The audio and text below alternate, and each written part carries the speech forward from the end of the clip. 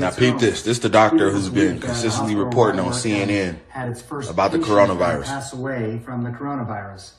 Everything we are doing right now is to help. Now check this shit out. Now look, this Lawrence Fishburne in the movie Contagion. Listen to what Blood say. But right now, our best defense has been social distancing. No handshaking, staying home when you're sick, washing your hands frequently. And look who Blood talking to date. Ain't that the nigga from CNN? Or am I tripping? We're still working on... I'd like to call to order this secret conclave of America's media empires. We're here to come up with the next phony baloney crisis to put Americans back where they belong, in dark rooms glued to their televisions, too terrified to skip the commercials. Well, I think... NBC, you are here to listen and not speak. I think we should go with a good old-fashioned public health scare. A new disease. No one's immune. It's like the summer of the shark, except instead of a shark, it's an epidemic. And instead of summer, it's all the time. That is so...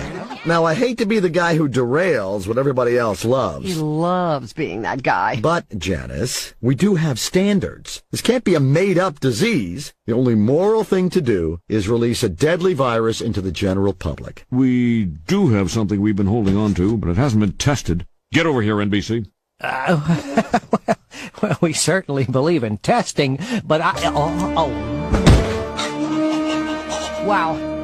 And then the world itself, by any means necessary, however violent, or cruel, or efficient, by severe drought, brought on by weather wars, conducted secretly using aerial contaminants and high-altitude electromagnetic waves, in a state of perpetual war, to create problem, reaction, solution scenarios to distract, enrage, and enslave American citizens at home, with tools like the Patriot Act and the National Defense Authorization Act, which abridge the Constitution in the name of national security. The militarization of police forces in cities across the U.S., the building of prison camps by the Federal Emergency Management Agency with no stated purpose, the corporate takeover of food and agriculture, pharmaceuticals and healthcare, even the military, and clandestine agendas to fatten, dull, sicken, and control a populace already consumed by consumerism. And I encourage you all to go shopping more. A government that taps your phone, collects your data, and monitors your whereabouts with impunity. A government preparing to use that data against you when it strikes, and the final takeover begins. Well-armed, multinational group of elites that will cold, kill, and subjugate. It's happening all around us. Digital money will disappear, followed by the detonation of strategic electromagnetic pulse bombs to knock out major grids. What will seem like an attack on America by terrorists or Russia. Or a simulated alien invasion, using alien replica vehicles that exist and are already in use. It's irresponsible not to say it. Especially if it's the truth. Modern medicine, why the hell would you keep it buried like this? Well, I'll tell you why. Because there's far more money to be made in treating a disease than in curing it. Why cure someone of cancer in a day if we can treat them for a lifetime and bill them every step along the way? What? You've discovered... This is the main hospital in Bergamo, in Lombardy province. It's one of the most advanced hospitals in Europe. But it's the most hard-hit of all the hospitals in... This is the main hospital. You can take out the mask, Doug. The case fatality rate's like 0.1 to 0.3 according to USC. Is it really? That's reassuring. USC. Everybody here's been vaccinated anyway. USC and LA County Public Health came up with a study. They found that there are 7,000 cases in California, but they really believe that there are anywhere from 221,000 to 442,000 people who were infected. Really? Yeah. And so that makes it 0.1 to 0.3. Does a study to give out by? Yeah, just give it to them. So it suggests that the case fatality rate is 10. Seems to be. Wow. Which puts you right in line with the flu. Yeah, exactly. Yeah. That's what it is. So it was a hoax. I don't think it was a hoax. You have a choice. People act like you have a choice. Normalcy only returns when we've largely vaccinated the entire global population. Basically, an effort for man to merge with machine in a healthy way. Yes. To beat machines, you basically have to merge with machines. Most likely, yes.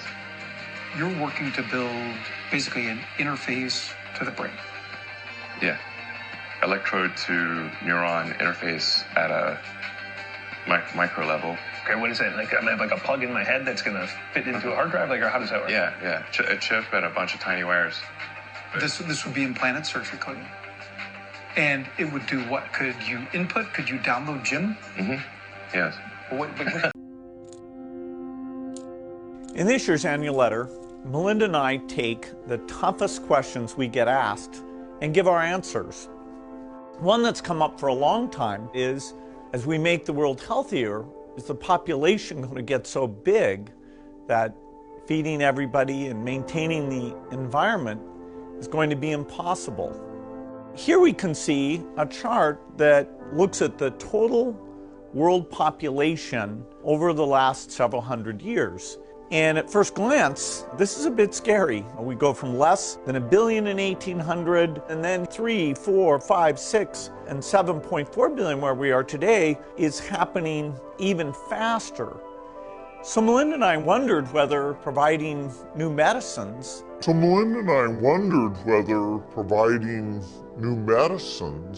and keeping children alive, would that create more of a population problem? What we found out is that as health improves, families choose to have less children. And this effect is very, very dramatic. And this effect is very, very dramatic. And this effect is very, very dramatic. We find that in every country of the world, this is repeated. The population growth goes down as we improve health. So we've taken that chart that shows the global population growth, and we've actually extended it out all the way to 2100. And we can see that instead of continuing, it actually flattens out. Another way to see that is through this rate of population growth. And you can see that in the 60s, that reached a pretty high number, over 2% per year, and it's now come way, way down. Now, 11 billion people, still a lot, but the good news is that the faster we improve health, the faster family size goes down, and so we can feel great about saving those lives. But the good news is that the faster we improve health, the faster family size goes down, and so we can feel great about saving those lives. But the good news is that the faster we improve health, the faster family size goes down, and so we can feel great about saving those lives.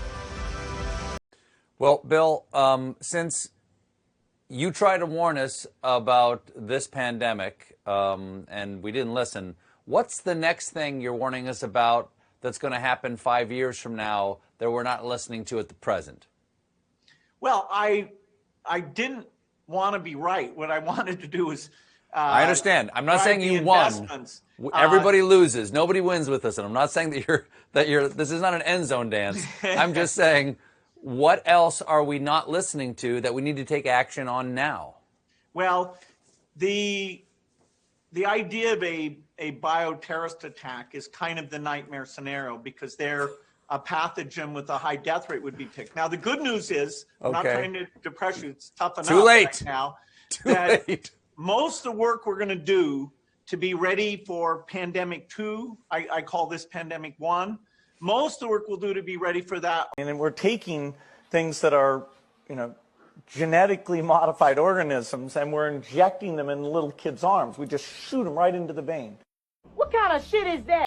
Elsewhere, the economy is not going to be anything like it was. It's going to take a long time to recover. It's going to be, people are going to be surprised at how slow and how fitful it was. It's going to take a long time to recover. It's going to be, anything elsewhere.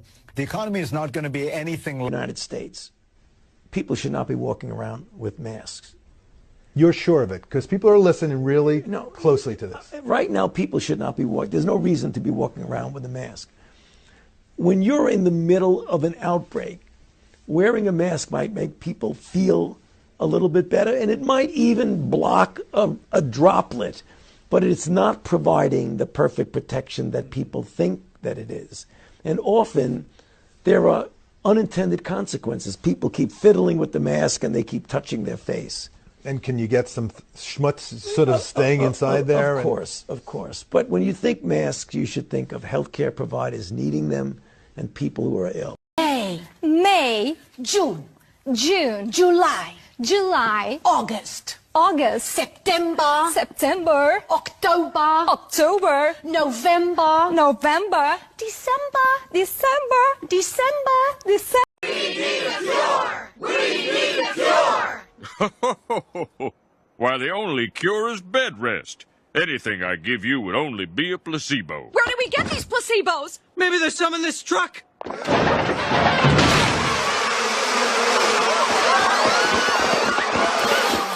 I'm cured. I mean, ouch. This message is for you.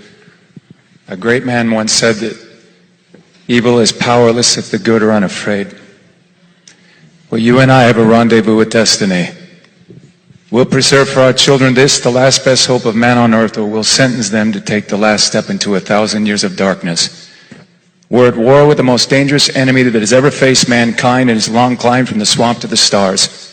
And it's been said if we lose this war, and in so doing lose this great way of freedom of ours, history will report with the greatest astonishment that those that had the most to lose did the least to prevent it from happening. Well, I think it's high time now that we ask ourselves if we still even know the freedoms that were intended for us by our founding fathers. Every generation of Americans needs to know that freedom exists, not to do what you like, but having the right to do what you ought. You weren't made to fit in, my brothers and sisters. You are born to stand out. Set yourself apart from this corrupt generation. Be saints. God bless you.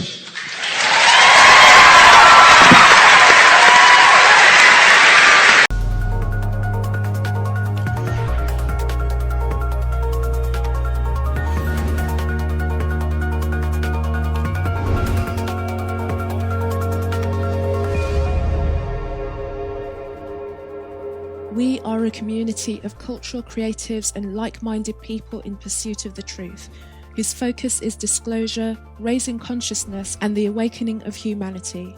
Researchers report that 4 new measurements of light emitted from the quasar reaffirm past analyses that dispute our standard model of cosmology.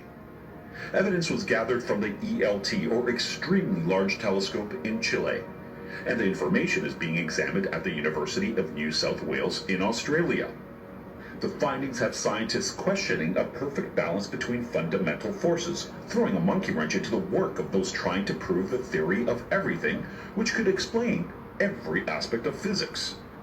The standard belief is that electromagnetism is one of 4 fundamental forces that knit everything together in the universe, alongside gravity, weak nuclear force, and strong nuclear force. This model is built upon Einstein's theory of gravity, which explicitly assumes constancy of the laws of nature. However, the new evidence suggests that a fundamental physical constant used to measure electromagnetism between charged particles may not be constant at all. Tiny variations could have massive implications on how we view the universe around us. The data also shows that the universe may have